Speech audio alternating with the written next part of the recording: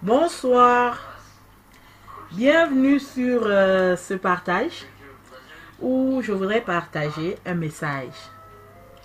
Le message ici s'adresse principalement à des gens qui ont eu à prier depuis longtemps ou bien il y a peu de temps, mais qui jusque-là, malgré leur prière et toutes les conditions qu'ils ont eu à remplir, n'ont toujours pas reçu de réponse à leur prière. C'est à ce genre de personnes que je m'adresse ici. Je prie que le Saint-Esprit, à travers ce que je vais dire, m'inspire vraiment et qu'il aille toucher ceux qui regardent ce film. Donc, lorsque je dis que des gens qui ont eu à prier, ça veut dire que ces gens connaissent c'est quoi une prière. Ils savent adresser une prière à Dieu. Et en général, nous savons que la prière, c'est une conversation avec Dieu dans laquelle nous lui adressons, nous lui rendons grâce, nous lui adressons nos désirs, nous lui faisons des demandes et on attend à ce qu'il exauce la prière. Et la prière peut être audible, à haute voix ou bien silencieuse, intérieurement, en pensée ou bien à travers une chanson. Du moment que ça s'adresse à Dieu, c'est une prière. Et maintenant, si quelqu'un a eu à prier, on sait qu'en général, nous prions à Dieu le Père en tant que chrétiens, croyant en Jésus-Christ. Nous prions à Dieu le Père au nom du Seigneur Jésus-Christ. Donc, quelqu'un qui a appris à prier au Père, adresser sa prière au Père, au nom du Seigneur Jésus-Christ, a une certaine notion. Lorsque nous faisons des demandes dans la prière, il nous est dit dans la Bible, par exemple, dans Matthieu 7,7, que demandez et il vous sera donné. Ouais, on nous dit de demander et il nous sera donné. Donc si vous demandez à Dieu, il vous donnera. Maintenant, là, viens de dire que je m'adresse à des gens qui ont eu à demander, mais qui n'ont pas été exaucés. Qu'est-ce qui ne va pas? Puisqu'on nous dit dans Matthieu 7,7 que demandez et vous recevrez. C'est une loi, c'est automatique. Si tu demandes, tu reçois. Mais qu'est-ce qu'il y a? Qu'est-ce qui se passe si cette loi ne marche pas? On voit aussi qu'il y a là où le Seigneur Jésus-Christ lui-même dit que si nous demandons en son nom, il le fera pour nous, donc il nous exaucera. Donc, il ne suffit pas seulement de demander comme Matthieu 7,7 le dit. Il faut demander au nom du Seigneur Jésus. Donc, lorsque nous demandons au nom du Seigneur Jésus, nous recevons. Voilà que des gens sont en train de demander au nom du Seigneur Jésus. Ils ne reçoivent pas. Qu'est-ce qui ne va pas? Rappelons que la prière, c'est une conversation avec Dieu, où nous demandons. Bon, on peut rendre gloire, il y a d'autres sujets qu'on peut inclure dans la prière, mais je me restreins ici à la demande. C'est nous qui demandons quelque chose à Dieu. Maintenant, nous ne recevons pas. Qu'est-ce qui se passe? On a demandé au nom du Seigneur Jésus, mais on ne reçoit pas. Eh bien, on doit apprendre que dans la conversation, il y a l'un qui parle, l'autre qui écoute. Ici, c'est Dieu qui écoute. C'est nous qui parlons, Dieu qui écoute. Et lorsque Dieu écoute, s'il est d'accord, il fait. Il exauce la prière. S'il n'est pas d'accord, il n'exauce pas la prière. Maintenant, si jusque-là la prière n'est pas exaucée, est-ce à dire que Dieu n'est pas d'accord? On ne sait pas. Mais, à part cela, il se pourrait que Dieu n'ait même pas écouté la prière. Oui, on a parlé, on a fait ceci comme on a appris à faire. Peut-être que Dieu n'a pas écouté la prière. Car on réalise dans la Bible que Dieu n'écoute pas tout le monde. Il a une catégorie, un calibre, un certain genre de personnes qui l'écoutent. Le proverbe 15, 29 nous dit que Dieu écoute la prière du juste. Ok, demandez, il vous sera donné. Demandez au nom du Seigneur Jésus, à condition que Dieu écoute. Si vous lisez dans les psaumes, vous allez voir que David supplie Dieu. Prête l'oreille à mes supplications. Il implore Dieu. Je t'implore, Seigneur. Daigne répondre. Daigne prêter oreille. Oui, que ce n'est pas si facile que ça. Même si David, l'homme, selon Dieu, sait que il faut que Dieu écoute. Il se rassure que Dieu écoute ce qu'il a à dire. Est-ce que toi, quand tu avais fait ta prière, tu avais fait ta demande, tu t'étais rassuré que Dieu t'avait écouté? Es-tu sûr que Dieu t'avait écouté? On nous dit dans Matthieu, comme je l'ai dit, Proverbe 15, 29, là, que la prière, Dieu écoute la prière du juste. C'est qui est juste selon Dieu? Prenons les définitions bibliques. On a le Proverbe 20, verset 7 qui nous dit que le juste marche dans son intégrité. Heureux ses enfants après lui. C'est quelqu'un qui marche dans l'intégrité, dans la droiture. Quelle droiture? La droiture de Dieu. La justice. Et c'est quoi la droiture de Dieu ici? La droiture de Dieu est dans ses commandements, dans le respect de ses commandements, dans ses commandements, les commandements qu'il nous ont établis. C'est le droit qu'il nous donne. Il faut marcher dans ce droit-là. Il a dit de ne pas mentir, de ne pas voler, de ne pas tuer. Il y en a 613 environ.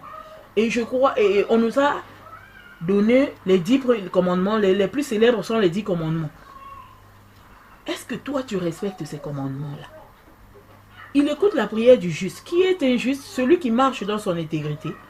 Le juste, le psaume 64, 11 nous dit: le juste se réjouit en l'Éternel et cherche en lui son refuge. Il se réjouit en l'Éternel et il cherche en l'Éternel son refuge. Est-ce que toi tu cherches en l'Éternel ton refuge? Est-ce que toi tu te réjouis en l'Éternel? Oui, aujourd'hui beaucoup de gens prient. Les gens vont à l'église, les gens prient. Il y a des veillées de prière, il y a ceci. Mais en général, à part la veillée, à part cela, combien est-ce que les gens se réjouissent en l'Éternel? C'est quoi se réjouir en l'Éternel? Donc Dieu aime les gens qui se réjouissent en lui. Je vous laisse trouver ces définitions-là. Le psaume 37, verset 30 nous dit: la bouche du juste annonce la sagesse et sa langue proclame la justice. Est-ce que ta bouche annonce la sagesse? Est-ce que ta langue proclame la justice? On voit ici que Dieu tient à ce qui sort de notre bouche. Jésus lui-même dit que c'est ce qui sort de l'homme qui le souille. Qu'est-ce qui sort de ta bouche? Est-ce la sagesse? Est-ce la justice? Ça compte devant Dieu. Vous savez, ça compte devant Dieu. Et ça fait de toi injuste si tu respectes, tu t'arranges à ce que c'est la sagesse et la justice, les bonnes choses de Dieu qui sortent de ta bouche. Et quand tu arrives à faire toutes ces choses-là, je n'ai cité que les 3 là, alors Dieu écoute ta prière. Il n'écoute pas le méchant. Le méchant, c'est celui qui va contre ses commandements, qui ne respecte pas ses commandements. Ok, ça fait peut-être des années que tu as demandé à avoir un enfant. Tu es allé voir des docteurs, tu as fait ceci. Tu demandes à la guérison, tu demandes de l'argent, tu demandes beaucoup de choses. Ah non, bon, il y a beaucoup de demandes. Toi, tu n'as demandé qu'une ou deux ou comment, mais tu as fait une demande. Même si tu n'as pas d'utérus, ça, ce n'est pas un problème chez Dieu. Il y a des gens, les témoignages le prouvent, qui ont accouché alors qu'on leur avait enlevé l'utérus. Ce n'est pas ça qui peut empêcher Dieu de te donner un enfant. Mais il y a autre chose. Dieu n'a pas besoin de te donner un enfant à 60 ans. Si tu as 20 combien là ou bien 30 combien, c'est maintenant que Dieu veut te bénir. Mais il y a quelque chose qui bloque. Et je t'invite à chercher, à essayer de trouver qu'est-ce qui te bloque. On a vu que la prière, c'est s'adresser à Dieu. On a vu que la prière, dans la prière, Dieu écoute une certaine catégorie de personnes. Donc, à nous de nous mettre dans cette catégorie de personnes. Ça montre clair que Dieu n'écoute pas tout le monde. C'est pour ça qu'il a établi des intercesseurs. Ceux qui sont dans le péché, là, il ne les écoute pas. Donc, en gros, en conclusion, nous voyons que le péché est quelque chose qui va contre les commandements de Dieu, qui va à l'encontre de la volonté de Dieu, bloque, empêche à Dieu d'écouter la prière d'une personne. Et en général, c'est très connu que c'est le péché qui empêche à Dieu d'écouter. Et si Dieu n'a pas écouté, il ne peut exaucer. Pour vous rappeler et rafraîchir la mémoire, je dis que la prière, c'est la conversation avec Dieu. Vous parlez à Dieu. Soit Dieu vous écoute, il n'est pas d'accord avec votre prière, il n'exauce pas. Soit Dieu n'a pas écouté, alors il n'a pas exaucé. Donc quand on fait la prière, assurons-nous que Dieu écoute notre prière. Et on a vu que c'est le péché qui est l'obstacle à notre prière. Aujourd'hui, le péché a pris des allures et des ampleurs. Qu'il y a des choses qui sont péchées, que beaucoup de gens ne savent pas que c'est le péché. Aujourd'hui, le péché a pris une place. Je ne sais pas dans ta vie si c'est ça. Il y a beaucoup de... Le péché a plusieurs formes. On dit qu'il y a des péchés héréditaires. Vous souffrez à cause de vos ancêtres, ce que vos parents avaient fait, vos ancêtres. Ils sont déjà morts, mais vous souffrez à cause de vous hériter. Donc des péchés, des péchés héréditaires, des conséquences des péchés héréditaires, que vous n'avez rien commis, mais quelqu'un d'autre a fait, la personne est morte, c'est vous qui restez payé. Il y a les péchés que vous ne connaissez pas, les péchés que vous avez oubliés, et vos péchés vous-même que vous connaissez. Donc maintenant, s'il faut retourner à la liste des péchés, qui va s'en sortir? C'est vrai qu'en donnant la vie à Jésus, tout est ressorti. Dieu a tout pardonné et tout ça. Mais n'oublions pas qu'il y a un côté de conséquence. La preuve est qu'aujourd'hui, tu as fait la demande. Quelque chose est en train de bloquer. Tu as donné ta vie à Jésus, tu es bien. Ça bloque. Et il y a que, on nous dit aussi que, avec les dîmes et offrandes, Dieu empêche aux dévoreurs, aux sauterelles, dévoreurs et tout ça de venir voler. Dieu protège nos bénédictions. Maintenant, si Dieu empêche, parce que tu payes la dîme et offrande, Dieu empêche qu'on vienne te voler ta bénédiction. Ok, ça fait un moment que tu as payé tes dîmes et offrandes. Comment se fait-il que malgré les dîmes et offrandes, ta prière n'est toujours pas exaucée? Le temps normal qu'on reconnaît que le temps d'exaucement est déjà passé et c'est clair que Dieu n'a pas exaucé. Tu as payé la dîme et offrande. Dans ce cas, ça montre que la dîme et offrande n'est pas assez. Il faut quelque chose d'autre. Comme je l'ai souligné, le grand obstacle le plus connu, c'est le péché. Donc, je vais inviter quelqu'un qui m'écoute là, à s'examiner, à revoir sa vie avec sincérité. Ça ne sert à rien de se séduire. On ne se moque pas de Dieu. Dieu, on ne se moque pas de Dieu. Il connaît tout. C'est lui qui sonde les cœurs. Quelque part dans Jérémie, c'est dit là-bas. C'est Dieu qui sonde les cœurs. Il connaît le cœur de chacun. Il connaît l'état de cœur de chacun. Quand tu fais ta prière, ce n'est pas qu'il n'écoute pas. Lui-même, il le dit. La main de l'Éternel n'est pas dure, courte pour sauver, mais ce sont vos péchés. Ce sont nos péchés qui mettent la barrière. Ce sont nos péchés. Ce n'est pas que l'Éternel ne peut pas faire ce que tu lui demandes de faire.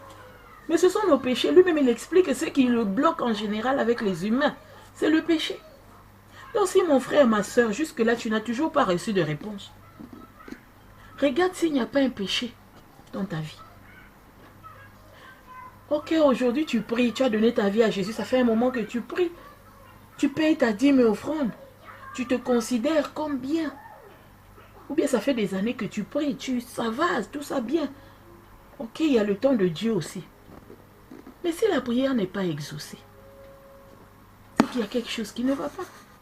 Le désir de Dieu n'est pas qu'il t'exauce 2 jours avant ta mort. Il veut que tu te plaises avec la bénédiction. Il veut te bénir. Mais qu'est-ce qui bloque cette bénédiction? Qu'est-ce qui bloque cette bénédiction? Qu'est-ce qui bloque que tu reçoives cette bénédiction? C'est ça qu'il faut essayer de trouver. Tout un chacun se demande cela. Je viens de souligner le cas du péché. Maintenant, si tu as des péchés que tu ne considérais pas trop graves ou bien que tu ne voyais pas la gravité et qui te viennent en mémoire, qu'est-ce que tu dois faire? C'est te repentir. C'est quoi se repentir? Il y a beaucoup de définitions sur le mot repentir. Moi, je donne ma propre compréhension et définition. C'est une forme de... C'est demander pardon pour son péché. Et se jurer de ne plus le faire. Recommencer. Arrêter avec ce péché. Demander pardon pour le péché comme on vient de réaliser qu'on a mal fait. Et ne plus revenir en arrière concernant ce péché-là. Prendre une décision totale que moi encore dans ce péché. Non. Parfois tu es en train de prier. Un de tes péchés est en train de travailler.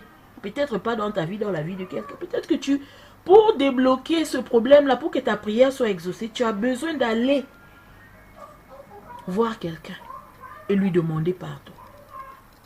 Tu as besoin de demander pardon à quelqu'un à qui tu as fait mal. Demander à Dieu ne suffit pas. C'est pour ça qu'il dit, lorsque tu viens faire ton offrande à Dieu et que tu te rappelles que tu as un problème avec un frère, retourne. Laisse l'offrande, retourne régler le problème avec ce frère. Peut-être que tu as le problème avec quelqu'un. Peut-être que tu as un problème avec quelqu'un. Tu dois retourner voir la personne. Demander pardon. À part cela, qu'est-ce qu'il faut encore faire? Donc il faut d'abord faire un examen de soi. Beaucoup de gens aujourd'hui, avec le mouvement actuel, on est convaincu qu'il suffit de payer sa dîme et offrande. Et on est dans le droit. Arrêter avec le péché et tout ça, on est dans... C'est vrai que ça marche. Et ça séduit beaucoup de gens. Parce que par rapport aux autres personnes, tu te sens que moi je suis dans le droit. Moi je suis bien, je paye ma dîme, je suis dans le droit. Ça te donne l'impression que tu as le droit de parler à Dieu et il a le droit de te donner. Ça devient comme automatique. Si je demande, Dieu me donne. Ce n'est pas mauvais. Si on lit Ésaïe 58 et 59, quelque part là-bas, Dieu dit oui. Quand tu enlèves les mauvaises choses de ta route, tu appelles, moi je dis me voici, je viens. Ce n'est pas mauvais. Mais ici on constate que quand on fait la conversation avec Dieu, quand on parle à Dieu et qu'on lui fait nos demandes, il faut l'attitude. Dans quelle attitude nous adressons-nous à Dieu? Dans quelle attitude nous adressons-nous à Dieu?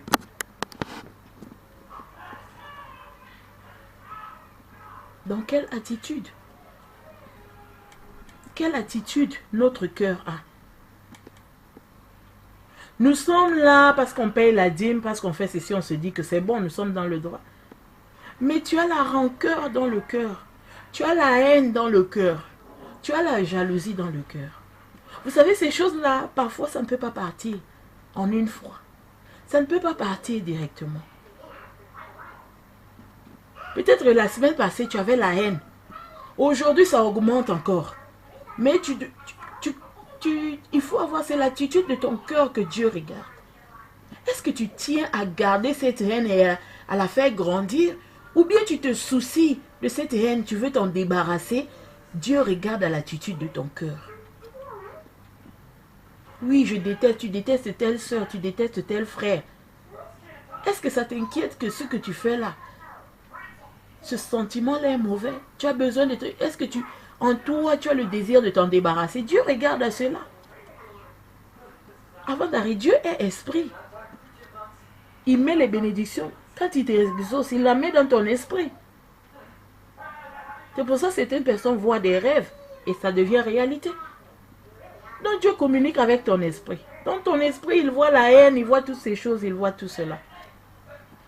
Et il regarde à ton attitude.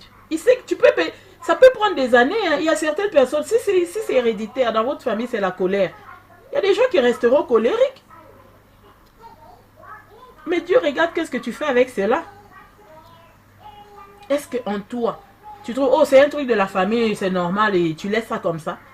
Ou bien tu as le souci de vouloir t'en débarrasser? C'est quoi ton attitude dans ta prière? Est-ce que tu viens directement parler à Dieu et lui adresser la prière? Ou bien tu le glorifies d'abord? Tu le vois d'abord?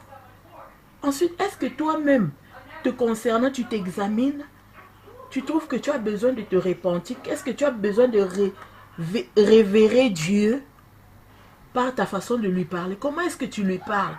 Dans quelle hauteur tu le mets? Parce qu'il y a des gens qui parlent à Dieu, ils le tutoient. C'est pas mauvais. Ils le tutoient, ils lui parlent. Dieu fait ceci, Dieu fait ceci. Ils en font un égal. Ça aussi, ça peut ne pas être mauvais dans certains cas. Mais c'est l'état du cœur que Dieu regarde. On se rappelle le peuple d'Israël. Si on regarde les Malachie 3, les histoires de la dîme, là où Dieu dit, vous me trompez dans les dîmes et offrandes. Le peuple d'Israël avait péché depuis leurs grands-parents, les ancêtres, les générations après qui sont arrivés. Ont beau prier, ils ont gêné prier. C'est comme si Dieu ne leur répondait pas. Dieu n'écoutait pas leurs prières. Et ces gens ont commencé à blâmer Dieu. À trouver Dieu comme un méchant, un mauvais. Ils se sont même demandé à quoi ça sert de prier puisque tu ne nous écoutes pas. Et parle à Dieu que toi tu ne nous écoutes pas. Ça sert à quoi de prier? Ça nous sert à quoi de faire ceci si tu n'écoutes pas? Non, ça c'est une mauvaise attitude. C'est une très mauvaise attitude. Blâmer Dieu déjà c'est un péché. Que ce soit dans le cœur, parce que nous péchons en pensée, en parole, en action. Blâmer Dieu c'est déjà mauvais. Donc l'accuser c'est encore plus grave. S'il y a quelque chose qui ne va pas, regardons de notre côté. Parce que la faute vient de nous. Dieu fait toujours bien sa chose. Jusqu'aujourd'hui, personne n'a réussi à blâmer Dieu. Je n'ai pas encore trouvé quelqu'un qui peut dire qu'il a blâmé Dieu. Donc, si ça ne va pas, examinons notre côté. Comment nous avons marché. Certains, comme ces générations-là, ils sont comme beaucoup de gens qui sont convertis aujourd'hui. Mais ce sont les péchés du passé qui les bloquent aujourd'hui. Les péchés des grands-parents qui ont bloqué les enfants d'Israël. Les péchés des grands-parents qui ont bloqué les enfants d'Israël. Les gens sont déjà morts, ils leur ont laissé l'héritage des péchés. Et ils leur ont laissé l'héritage des péchés parce que dans leur vie, ils ont sémé le péché et les enfants les pratiquaient comme ça. Ils ne s'inquiétaient plus que... Ils savaient que c'est mauvais, la loi dit comme ça, mais nous on fait comme ça. C'est devenu une coutume, c'est normal. Ils ont toléré le péché, accepté. Quel péché tu tolères dans ta vie? Quel péché tu acceptes dans ta vie?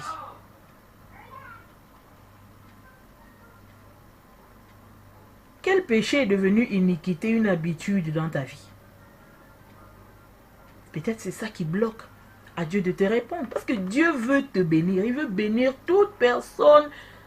Vous ne savez pas ce que ça coûte à quelqu'un qui se tourne et qui commence à parler à Dieu. Et de surcroît le vrai Dieu à travers Jésus.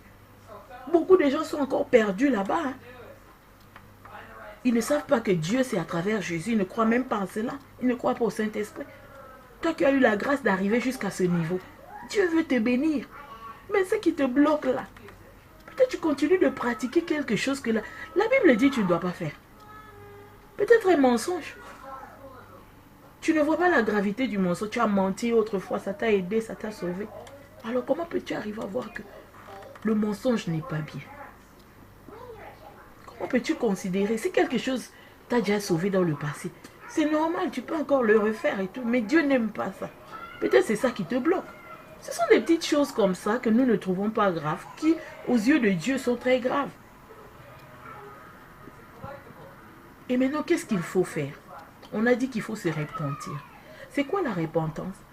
C'est vraiment regretter, voir le mal de cette chose, trouver cela dégoûtant, rejeter cela et prendre une décision que non, je ne le ferai plus. Une telle attitude nous change de catégorie, ça nous met dans les catégories du juste. Et Dieu écoute la prière du juste. Dieu écoute la prière du juste. En gros, on a vu que lorsque la Bible nous commande de demander et nous recevons. Mais il faut demander au Père au nom de Jésus. Mais pour demander, il faut remplir des conditions. La condition à remplir, c'est marcher dans l'intégrité, être dans la droiture, respecter et pratiquer les commandements de Dieu. Pour devenir juste, afin qu'il nous écoute. Parce que lorsqu'il nous écoute, il nous exauce.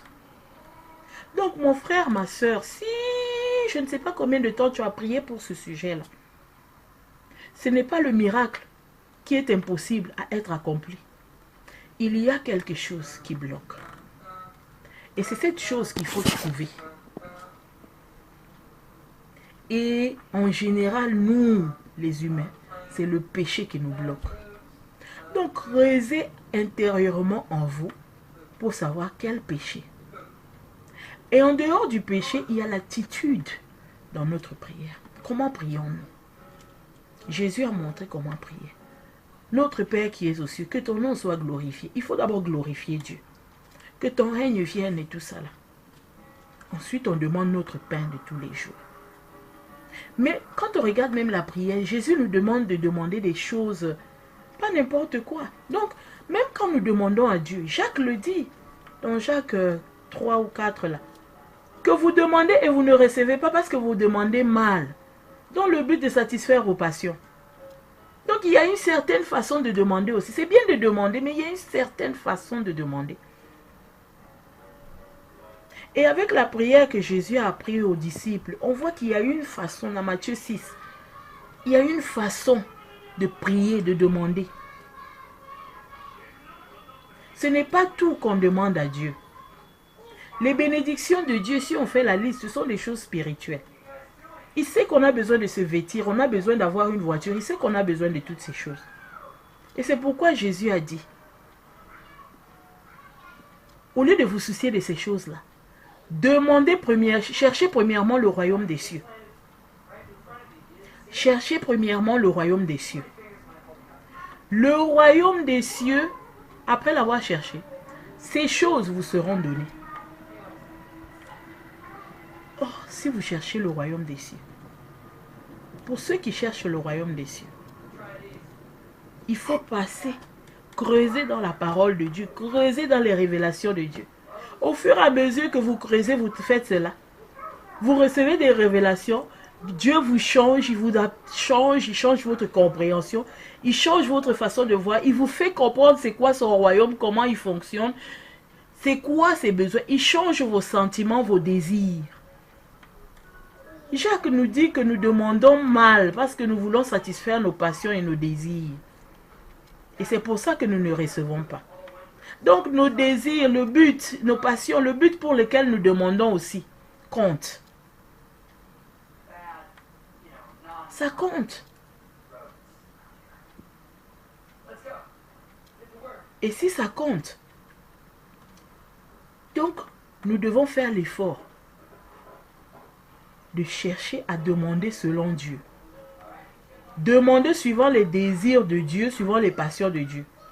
Or, pour demander dans les désirs de Dieu, dans les passions de Dieu, il faut être transformé.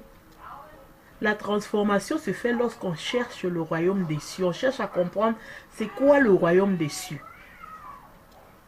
Lorsque nous cherchons à comprendre c'est quoi le royaume des cieux, on entre dans un processus qui nous change. Et c'est alors qu'on sait demander ce qu'il faut demander, ce qui est juste de demander. Nous ne demandons plus n'importe quoi. Donc il faut être transformé, changé. Et nous demandons, nos désirs changés, nous font désirer les choses suivant selon Dieu. Et nous demandons suivant la volonté de Dieu. Nous savons alors demander ce que Dieu peut nous donner directement. Il n'est pas contre te donner un enfant. Il n'est pas contre te donner un mariage. Il n'est pas contre te donner un boulot, du travail et tout ça là. Et même ces choses-là, les gens du monde les obtiennent, ils n'ont pas besoin de prier. Ce sont les choses du monde. Ce sont les choses du monde. Les gens là-bas, tous ceux donc ils ont les gens du monde, ils se croisent, ils s'aiment, ils se marient. Pourquoi ça doit être un sujet de prière pour toi, des jeûnes et prières et toi? Qu'est-ce qui te bloque? C'est quoi ton problème? Tout ce dont tu as besoin, c'est de croiser quelqu'un. Vous vous aimez et vous décidez de vous marier. Qu'est-ce qui te bloque?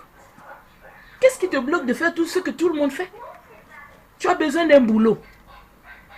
Si tu as été à l'école, tu as besoin d'un CV, curriculum vitae. Tu as besoin d'un CV, c'est tout. Tu fais la demande. Et ça passe par le processus normal. Tu obtiens ton boulot.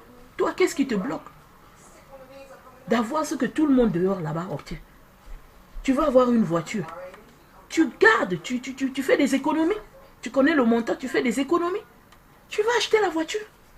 Pourquoi toi, ça doit être un sujet de prière, des gènes et tout ça là? Qu'est-ce qui te bloque? Tu veux un enfant. Nous savons qu'avec Dieu, il faut être marié. Il faut faire des enfants. Est-ce que tu es marié? Est-ce que tu remplis? Donc, que ce soit chez Dieu, que ce soit dans le monde, il faut remplir les conditions pour obtenir ces choses-là. Ce ne sont pas des choses qui doivent devenir des sujets graves de prière des années, tu n'obtiens pas. C'est qu'il y a quelque chose qui ne va pas. Et je t'invite à trouver qu'est-ce qui ne va pas.